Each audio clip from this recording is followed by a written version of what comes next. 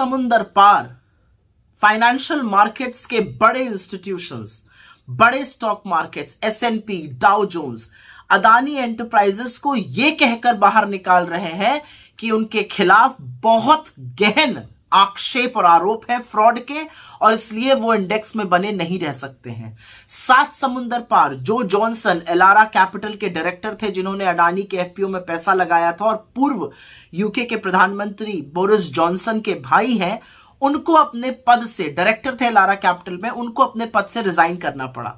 लेकिन हिंदुस्तान में सात समुंदर पार इंस्टीट्यूशंस जो हैं आक्षेपों को लेकर चिंतित हैं और एक्ट कर रहे हैं, लेकिन हिंदुस्तान में ऐसा लग रहा है मानो जी कुछ हुआ ही ना हो।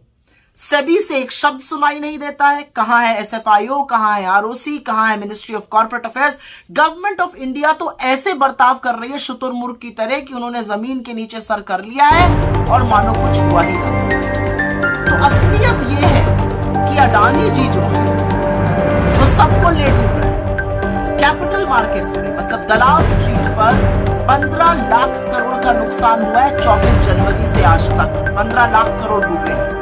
10 लाख करोड़ अडानी जी के डूबे हैं, लेकिन 5 लाख करोड़ उन रिटेल इन्वेस्टर्स के डूबे हैं जिन्होंने इस विश्वास से पैसा मार्केट में लगाया था कि वो मार्केट के चलते बढ़ेगा, पर उनको भी झेलना पड़। उनका अडानी से कोई लेना देना नहीं है।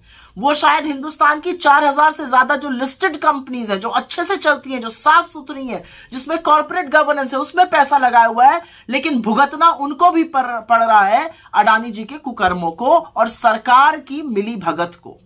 तो सरकार एक्ट क्यों नहीं कर रही है, ये सवाल है। क्यों सेबी कुछ नहीं कर रहा है, क्यों एसएफआईओ कुछ नहीं कर रहा है, कहां है ईडी, कहां है एमसीए, कहां है आरओसी, कोई शब्द नहीं है। मोदी जी ने तो आंखों पर पट्टी बांध ली, क्योंकि वो तो दोस्ती निभाने पर तुले हुए हैं। वो तो सदन में भी चर्चा नहीं होने देते, सदन को सोमवार तक के लिए स्थगित कर दिया गया है। लेकिन सवाल यह पूछा जाएगा कि उस रिटेल इन्वेस्टर को कौन बचाएगा जो अडानी जी के कुकर्मों का फल भुगत रहा है, जिसके 5 लाख करोड़ से ज्यादा खत्म हो गए, नष्ट हो गए मार्केट में।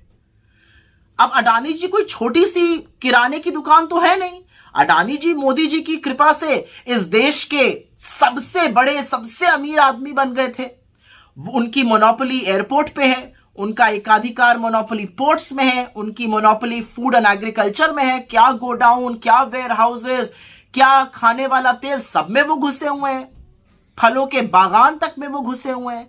उनकी मोनोपोली रिन्यूएबल एनर्जी में है, उनकी मोनोपोली सीमेंट में है, उनके 10 लिस्टेड कंपनीज मार्केट में है, 5 और लिस्ट होने वाली थी। तो जब इतना बड़ा एक जो ग्रुप होता है और मोदी जी की कृपा से इतना बड़ा बना और इतनी जल्दी से विकसित हुआ ग्रुप है, जब डूबता है तो वो सबको ले डूबता है। ये इकोनॉमी को ध्वस्त करने की कुवत रखता है। और ये बात डाउ जोन्स, एसएनपी जैसे लोग, सिटी ग्रुप जैसे लोग, क्रेडिट स्विस जैसे लोग पहचान रहे हैं, फिच जैसे लोग पहचान रहे हैं।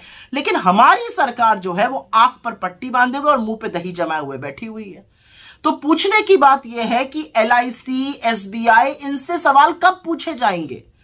निवेशकों ने, जो policy holder, 30 crore policy holder LIC के हैं, जिन्होंने अपनी जिंदगी की गाढ़ी कमाई लगाई थी, उनको यह कह देना कि जी हम तो 20,000 पे आए थे करोड़ पे, 30,000 हो गए। जी नहीं, आपने 100 रुपए लगाए थे मार्केट में, वो 100 रुपए 10 साल पहले लगाए थे, वो 5 साल बाद 1000 रुपए हो गए, लेकिन उसके 5 साल बाद वो 200 हो गए।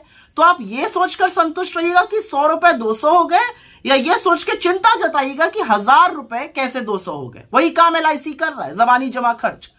एसबीआई, 45 करोड़ लोग इस विश्वास से SBI, state bank of India में अकाउंट खोलते हैं कि सरकार का बैंक है, डूबेगा नहीं, कुछ गलत काम नहीं करेगा। 81,000 करोड़ रुपए बैंकों ने कर्जा दिया है अडानी जी को, जो उनके कुल कर्जे का मात्र 38% है। और उस 38% में भी 8% तो प्राइवेट बैंक का है और 30% सरकारी बैंक का है।